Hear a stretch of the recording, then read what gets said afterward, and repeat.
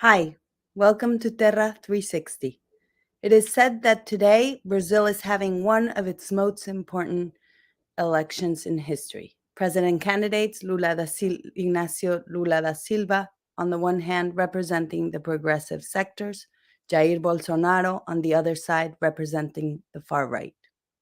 Global Exchange, in collaboration with communication studio Peninsula 360 Press, is on the ground with a team of journalists to report firsthand the conditions there during the election and the outcomes. To talk to us about the elections, we are joined by Laura Carson, political analyst, director of the Americas program, Michael Fox, independent journalist based in Brazil, and Fernando Cruz, Brazilian independent journalist. I would like to start with Laura Carson. Why are these elections important?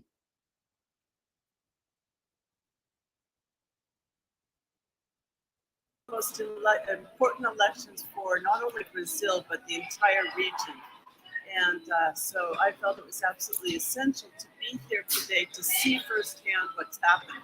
It's also an election where many things come into play, one of which being, two very different futures between the far right, which is receiving considerable support from an international far right that has economic, political, and social agenda that would essentially eliminate marginalized sectors from having a future in many ways, as well as being directly associated with issues that affect and eliminate the rights of women and other diversities. And then there's also the possibility that we could see a new Latin American confirmation of powers in which there again is the opportunity, as in the first kind of so-called pink wave, to create new South-South forms of integration, especially the CELAC, the Community of Latin American and Caribbean countries, as well as some other configurations that are essentially set up to stand up against U.S. hegemony in the region and to create a more global South agenda. Laura, where are you now? Right now, I'm on Avenida Paulista in the middle of Sao Paulo, and I've been walking around this morning. It's a sunny day. It looks like a typical Sunday, except for we're seeing a lot of people with their Lula caps on and going out to vote. Of course, Lula is hoping for a high turnout. A high turnout. It's obligatory to vote in Brazil, but still the fine is minimal, so that many people for whom it's difficult decide not to vote. They can't afford the cost, but they have initiated free transportation to facilitate voting. And so Lula especially is hoping for a high turnout because that should be an advantage to his campaign, since it's mostly the poor who have difficulties voting. Okay. Thank you so much, Laura. Michael, where are you now? So I'm also in Sao Paulo. I'm near Praça República, and I'm going to be heading back out to the polling stations this afternoon. What we've seen today, Lula and Bolsonaro, they both voted early this morning.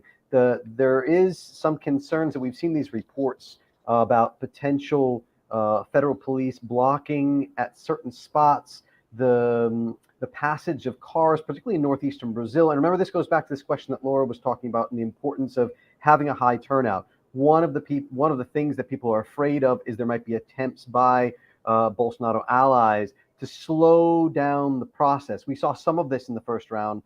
So that's a concern that we're still trying to confirm reports about exactly what's happening. But that is something we've heard some reports of. Okay, thank you. And Fernando, I understand you're in Brasilia. What is the scenario there in the country's capital? Yeah, I'm here in Brasilia, exactly at the center of the capital. Things are quite normal. My section is where I voted. It's not far away from here, and it's been very quiet. But like Michael said, we also are getting reports about this very dangerous highway patrols.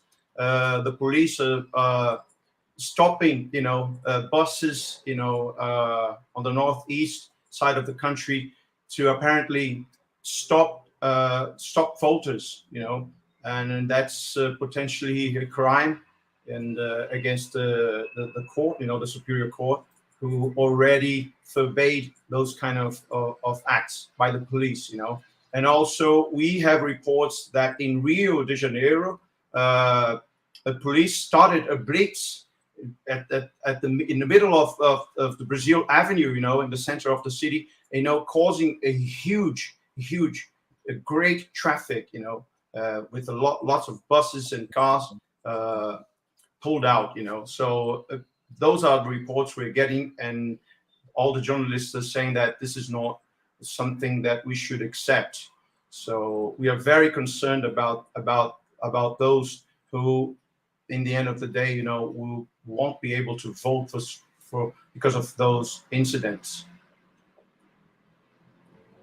I understand. We are joined as well with Claudia Martinez, Mexican journalist from Canal 14 and Mexican State Broadcasting System. Hi, Claudia. Where are you, and what is the situation there? Hello, everybody, and regards from Sao Paulo too, as some colleagues of this transmission. So, just a few minutes ago, I came from San Bernardo, where Lula da Silva voted this morning. It was very crowded of they say here tornadores, no, the Lula's people, but also we found people of Jair Bolsonaro, but it seems a little bit curious, because I had the opportunity to interview some of them, and they I felt that they were a little bit nervous to say their preferences, electoral preferences. Some of them told me, my candidate is Bolsonaro, no, because the tension on the election, the tension in the polls in the schools where the people is going to vote, it's very crowded. There are several points where a lot of people from Lula da Silva, and in another street, in another corner, people who supports Bolsonaro. And I think, I hope I'm wrong, but probably the people in the night with the results came out probably will have some problems on the streets. I hope no, of course, but we found that on the streets, a lot of people a little bit afraid to vote, to share their support to some candidate, and it's very concern for us as international press also. I understand a lot of you were there in the first round. How does it feel compared to the elections at the beginning of the month and the first round today? What are you feeling that is different, Michael? Well, so in the first round, there was a lot of excitement and some hope that Lula might take it just immediately in the first round. There was obviously a lot of candidates. Bolsonaro was far back. So there was excitement. It's interesting because now there's been a lot of momentum just in the last couple of days behind Lula. People were very nervous. People still are very nervous, but Bolsonaro was kind of climbing in the polls. But after the debate that we saw just a couple of days ago, Bolsonaro didn't do very well in that debate. Then Bolsonaro tried to push this whole radio thing in the Northeastern, saying that they hadn't played the same number of ads as the Lula campaign for him, and that was a problem, and they needed to postpone elections. And that kind of just fiddled out. Like nothing kind of came from that. The Supreme Court pushed back completely, said that's ridiculous. And even his communications manager, who had originally done the first press conference to denounce these claims, came back and said, look, I'm sorry, I shouldn't have done anything about it. So that kind of fiddled out.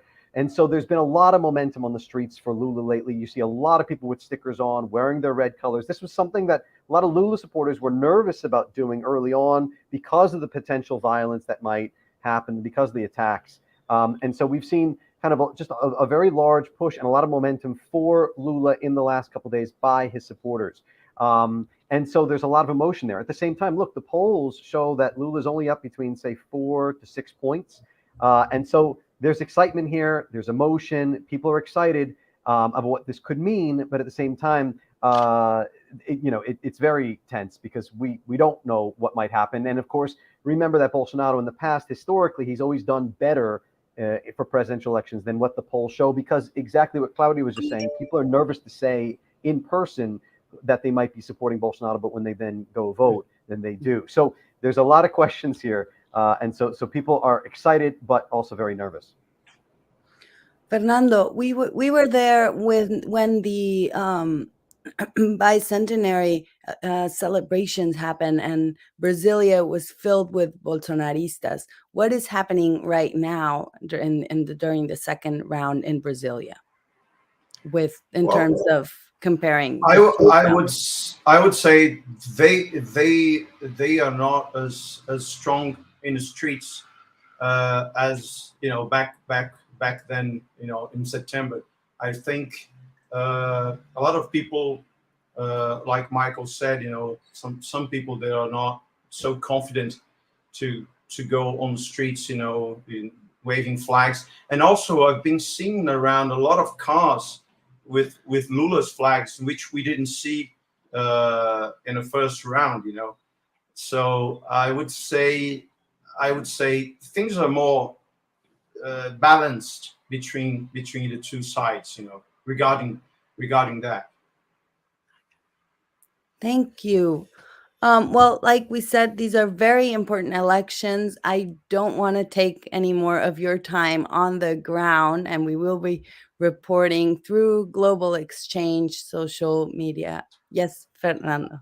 I'm very sorry to interrupt. I just got this video here, and it shows in the south of the country, a place called Blumenau. The police stopping 3 or 4 buses, and the guy who's doing the video, he says these people from the landless movement who are preparing themselves to invade, some farms and some lands, which is of course a lie. That's just a bunch of workers going to vote, and they're just being stopped. I don't know if you can see here, but you see, it's like 3 or 4 buses. They say that it's supporters from the Workers' Party, It's a lot of people right there.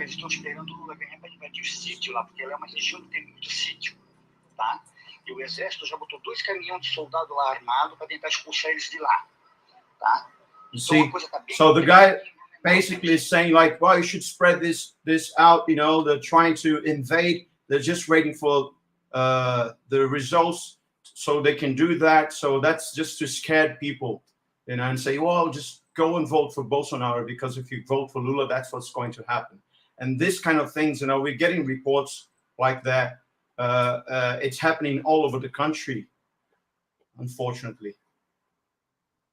Would someone want to comment on this?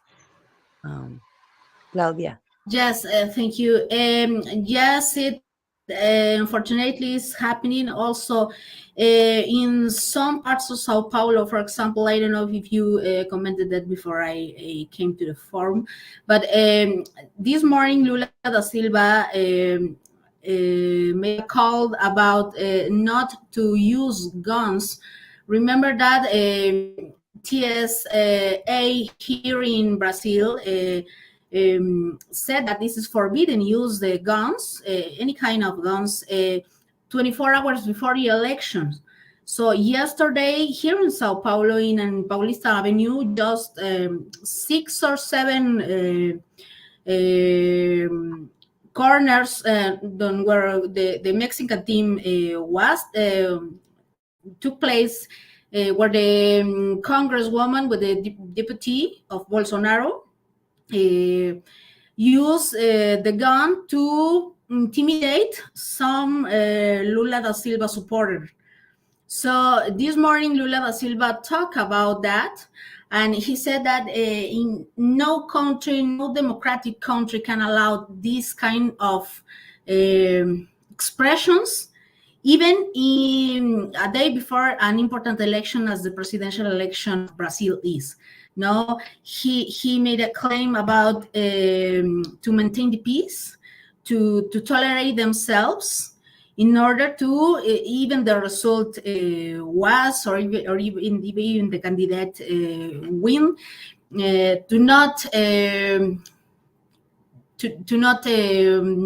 deserve this kind of election between a violence or a tension, or people dying or people held this night. Remember that Lula da Silva will be in Paulista Avenue this night. So the Mexican press and also international colleagues will talk about that. What happened if Lula da Silva loses, especially when, as colleague Fernando said, that's images about people in the way to the poll stations stopped by the police, by Jair Bolsonaro. No, what will happen? And probably it will come to some kind of violence. We don't know. We are very afraid on that. And of course, ex-president Jose Mujica yesterday was in the press conference with Lula da Silva and Fernando Haddad here in Sao Paulo, and he transmitted the same message: tolerate themselves, even the result was no. And this is the most important thing that that we need to express, and we need to send to the media, in our media, of course. Tensions are definitely rising. Would Michael, Fernando, I don't know if Laura is still on the line. Would you like to comment about this concern about Bolsonaro not accepting a defeat? Is there still this concern? And like Claudia says about turning some violent, that maybe tonight, maybe in the coming days. Michael? I mean, I just say that, that's obviously a potential, and it's something that people are very concerned about. We don't know what that may look like. We don't know what the reality is. And I think people are just really excited right now to see to see the results of the vote and see what actually happens first. And then, face whatever comes. But that is obviously a concern. It has been for, since for years, if not since last year. And it continues to be today. Thank you. Thank you so much. Well, like I said before, I don't want to take any more of your time because I know you're on ground. So thank you, Michael, Laura, Claudia, and Fernando. Please stay tuned on our social media, Global Exchange, Peninsula 360 Press, and Terra 360, Instagram, YouTube, and Twitter accounts, as well as Facebook. And throughout the day, we will be bringing you updated information on what is happening there. And we'll have a more extensive report tomorrow with the results of these elections at 1 p.m. in Brazil time, 9 a.m. Pacific time. Thank you so much, everyone. Thank you too. Take care. Thank you.